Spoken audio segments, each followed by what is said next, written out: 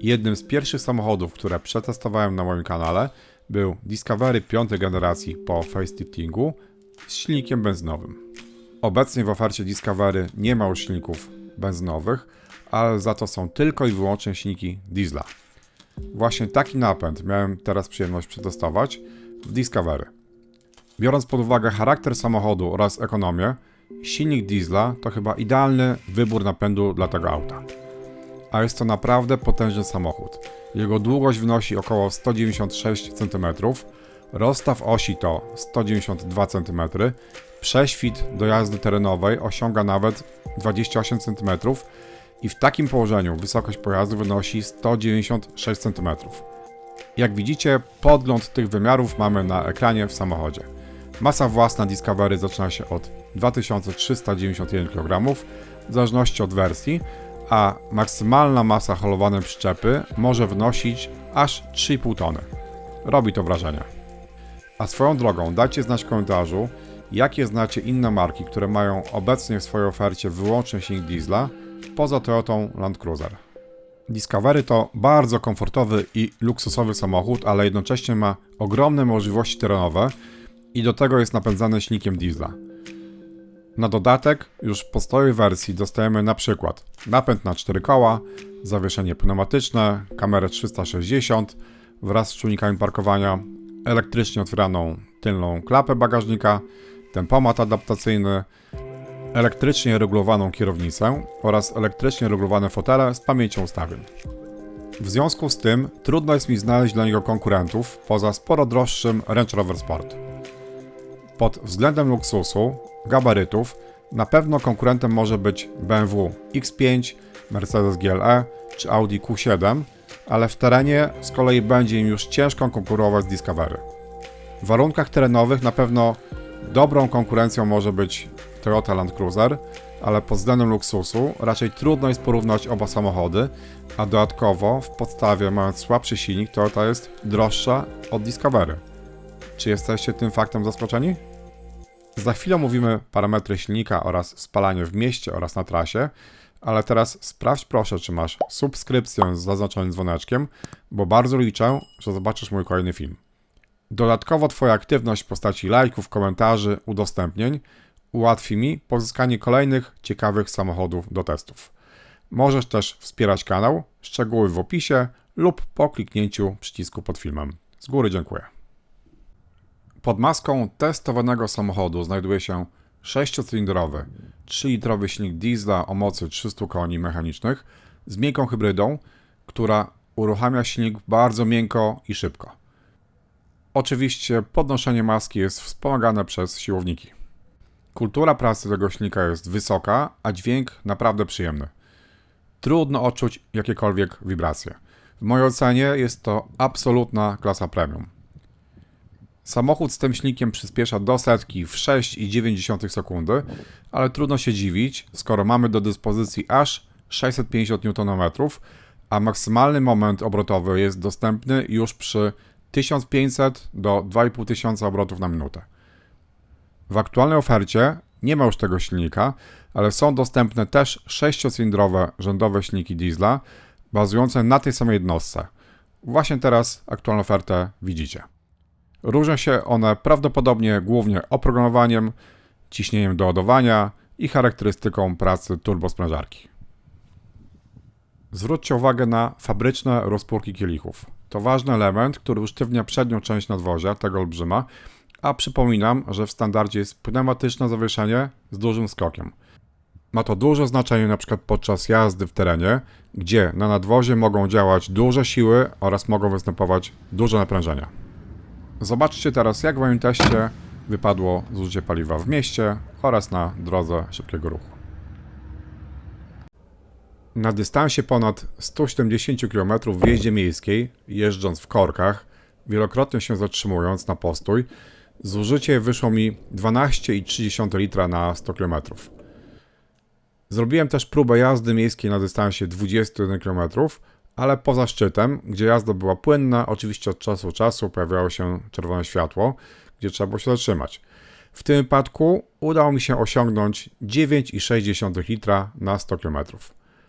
To ogromna różnica w stosunku do testu Discovery z 3-litrowym silnikiem benzynowym, który wcześniej testowałem. Polecam ten test, tam też zobaczysz więcej na temat wnętrza, bo w tym filmie zrobię to w pewnym skrócie. W prawym górnym rogu wyświetli się odnośnik do poprzedniego testu. Wykonałem też test zużycia paliwa na drodze ekspresowej. W tym wypadku na dystansie 164 km przy średniej prędkości 116 km na godzinę zużycie paliwa wyniosło 10,1 litra na 100 km. W związku z tym mamy potężny zasięg, bo zbiornik paliwa mieści aż 89 litrów. Jeśli na co dzień użytkujecie taki samochód, dajcie znać w komentarzu, jak zużycie paliwa wypada u Was. Zerknijmy teraz na bagażnik. Standardowo Discovery jest w wersji 5-osobowej, ale nawet w podstawowej wersji możemy dokupić dodatkowe 2 fotele w trzecim rzędzie. Z tym, że są one już składane manualnie. W wyższych wersjach wyposażenia trzeci rząd jest składany elektrycznie, w opcji lub w standardzie. Natomiast drugi rząd siedzeń w każdej wersji ma elektryczne pochylanie oparcia oraz składanie foteli. W bagażniku niczego nie brakuje, jest podwójna podłoga, miejsce na ruletę, haczyki, oświetlenie po obu stronach bagażnika oraz w uniesionej klapie bagażnika. Jeśli mamy wersję 7-osobową, bagażnik za trzecim rzędem ma pojemność około 170 litrów. Bez problemu wystarczy to na codzienne zakupy.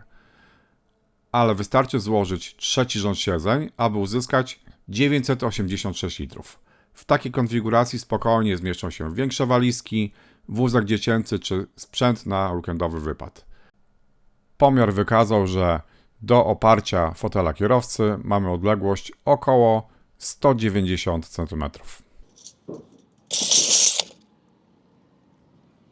Teraz sprawdzimy jeszcze, jaka jest długość do drugiego rzędu siedzeń.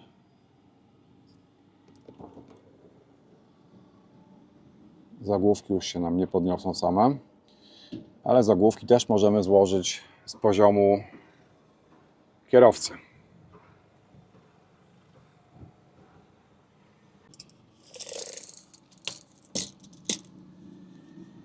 A długość w tym momencie wynosi około 105 cm. Szerokość mierzona tutaj na samym końcu to jest około 116 cm. Bardzo szeroko. Jeśli mamy do dyspozycji trzeci rząd siedzeń, to wejście tak właśnie wygląda. Przy wsiadaniu, jak widać, mamy pewne utrudnienia. Po zajęciu miejsca nad głową miałem jeszcze niewielki zapas przy wzroście 1,82 m, ale kolana już wyraźnie dotykały oparcia. Jest na to recepta, trzeba drugi rząd siedzeń przesunąć do przodu. Wtedy okazjonalnie i na krótsze dystanse trzeci rząd może nawet się sprawdzić dla osób dorosłych. Drugi rząd siedzeń w Land Rover Discovery, jak wcześniej wspominałem, ma elektrycznie regulowane pochylenie oparcia, a regulacja kanapy do przodu i do tyłu odbywa się manualnie. Zaraz usiądę na kanapie i powiem Wam, czy jest mi wygodnie. Nie mamy praktycznie żadnego tunelu, taki minimalny, ale można przyjąć, że w zasadzie nie ma go. Ilość miejsca na stopy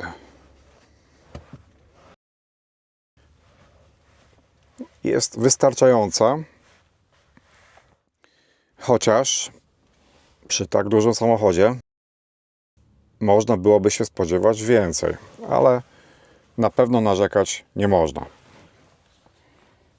Ilość miejsca nad głową tyle, czyli też wystarczająco. W naszej wersji Metropolitan Edition pasażerowie drugiego rzędu mają do dyspozycji własny panel sterowania, 4-strefowej klimatyzacji, a także podgrzewane i wentylowane siedzenia. Do tego są oczywiście porty USB-C, gniazdo 12V, gazowniki. Jest wszystko, czego potrzeba w dłuższej podróży. Oczywiście jest podłokietnik, 2 miejsca na kubeczki. To miejsce środkowe jest dość dobre do wykorzystania, bo jest w zasadzie prawie takie niezależne, można powiedzieć. więc w zasadzie naprawdę trudno tutaj narzekać. Mamy tu do czynienia z materiałami najwyższej jakości. Miękka skórzana tapicerka Windsor z delikatnym przeszyciem jest standardem w naszej wersji, ale tapicerkę skórzaną dostajemy w standardzie nawet w wersji podstawowej. Pierwszy rząd siedzeń to poczucie jeszcze wyższej jakości wykończenia. Ze skóry naturalnej jest wykonany podłokietnik centralny, a także fotele, kierownica oraz podłokietniki w drzwiach. Po dokładnych oględzinach myślę, że skóra syntetyczna znajduje się w górnej części drzwi oraz na desce rozdzielczej, ale jest to materiał tak dobrej jakości, że trudno odróżnić to od skóry naturalnej. Fotele poza bardzo dużym elektrycznym zakresem regulacji są podgrzewane, wentylowane oraz mają masaż z wieloma funkcjami. Można się faktycznie zrelaksować. Dla mnie fotel kierowcy był bardzo wygodny, nawet na długich trasach, ale gdybym musiał się czegoś doczepić, to do ideału brakuje mi przedłużonego siedziska. A teraz nadszedł czas wykonania testu przewożenia napoi. No i tak, kubek termiczny. Tutaj mamy taki otwór bardziej szeroki. Natomiast w tym miejscu ten kubek termiczny bardzo dobrze się trzyma.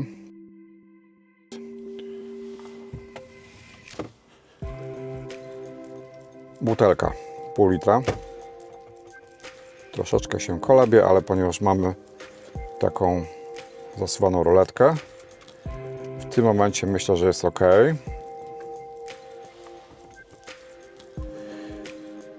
W naszej wersji mamy też lodówkę.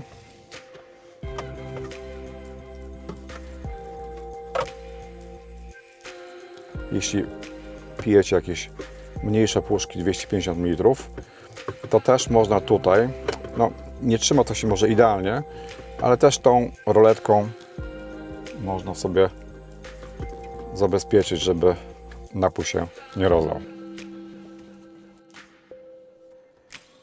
Lodówka natomiast jest za mała na taką butelkę półlitrową.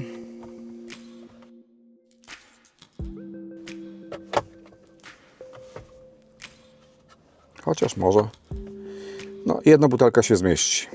Jeśli ją tak położymy, to będzie ok. Ona jest dwustopniowa. Dwie różne temperatury możemy mieć. Przed pasażerem są dwa schowki. Górny. Miękko wyścielony. Taki nie za duży, ale jest. Dolny. Też miękko wyścielony. No, to już jest element plastikowy. W fotelach są dodatkowo takie jeszcze kapitańskie oparcia regulowane. Możemy sobie regulować wysokość.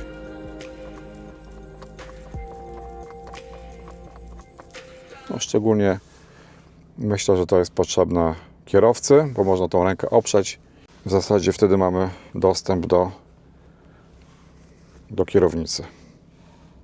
W ten sposób. Także wygodnie prowadzić na długich dystansach.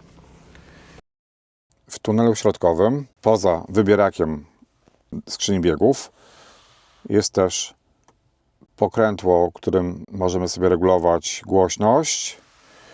Tutaj mamy to pokrętło do trybów jazdy. Roletkę. No i wydawałoby się, że to już jest wszystko. Ale to nie jest wszystko.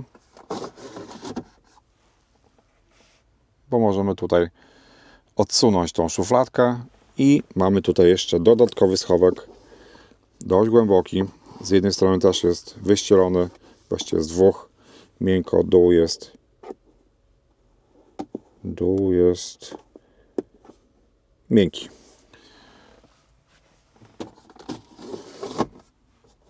Taki zaskakujący schowek.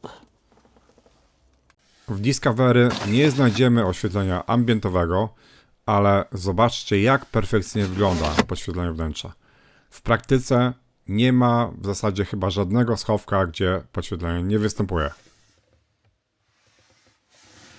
Podświetlony jest nawet schowek na okulary lub inne drobiazgi, który jest ukryty pod panelem klimatyzacji.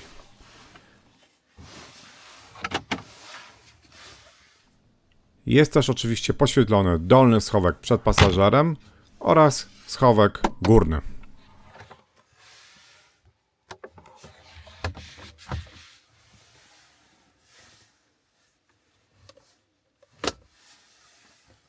Za chwilę przejdę dalej, ale zanim to zrobię, poproszę Cię o kciuk w górę pod filmem, jeśli tego nie zrobiłeś lub nie zrobiłaś. Każda reakcja pomaga w pozycjonowaniu filmu. Sekcja komentarzy też jest do Waszej dyspozycji. W testowanym egzemplarzu standardem wersji Metropolitan Edition był system audio Meridian o mocy 400 W z 12 głośnikami oraz subwooferem. Moim zdaniem z pewnością jest to audio premium, ale przy górnej granicy głośności i przy bardziej wymagających utworach można poczuć pewien niedosyt. Przekonany jestem jednak, że dla większości użytkowników będzie on w pełni satysfakcjonujący. Moja ocena tego systemu audio w samochodzie premium to 8 na 10. Aktualnie jednak w tej wersji wyposażenia standardem jest już audio Meridian Surround o mocy 700 W z 14 głośnikami oraz subwooferem. Myślę, że właśnie takiego audio trochę mi brakowało w tym egzemplarzu. Nowe multimedia na dużym ekranie o przekątnej 11,4 cala działają bardzo płynnie, mają wysoką rozdzielczość oraz bardzo dobrą widoczność przy dużym nasłonecznieniu. Powiem Wam też, że jak się z tym systemem oswoiłem, to nawet nie odczuwałem braku fizycznych przycisków. Zanim opowiem Wam, jakie mam wrażenia z jazdy, sprawdźmy aktualny cennik Discovery. Jak widzicie, mamy 6 wersji wyposażenia, 2 silniki diesla, oba to silniki 6-cylindrowe, a do tego jeszcze możemy konfigurować niezależne opcje. Ceny zaczynają się od około 380 000 złotych. Wydaje się dużo, prawda? Analizując cenę, zwróćcie jednak uwagę, że Discovery to samochód bardzo komfortowy i luksusowy, ale jednocześnie jeden z niewielu, który ma ogromne możliwości terenowe. W standardzie mamy m.in. 6-cylindrowy silnik diesla, napęd na 4 koła, zawieszenie pneumatyczne, a nawet możliwość brodzenia w wodzie do głębokości 90 cm. Napisz w komentarzu, jak oceniasz cennik Discovery. Czy bardziej widziałbyś w Twoim garażu Discovery, czy jednak Mercedesa GLE lub BMW X5? Siedząc za kierownicą Discovery, od razu czuć, że jest to duży SUV klasy premium. Doskonale wybiera nierówności, również na dziurawych drogach w mieście. Jest tak komfortowy, że trudno to inaczej opisać jak wyrażeniem, że wręcz unosi się nad drogą. Oczywiście mówię to w przenośni. Prowadzi się bardzo pewnie i dostojnie. W codziennej jeździe po mieście auto jest zaskakująco zwrotne, jak na swoje gabaryty, a w parkowaniu pomaga standardowa kamera 360 stopni. I jestem przekonany, że w tej klasie trudno jest to lepszy wybór. A jak wypadło wyciszenie? Przy prędkości 90 km/h przyrząd pokazał około 62 dB. Wynik jest naprawdę rewelacyjny. Widać, że przy prędkości 120 km/h pomiar także zapowiada się bardzo dobrze. W takim razie sprawdźmy, co nam pokaże stanometr.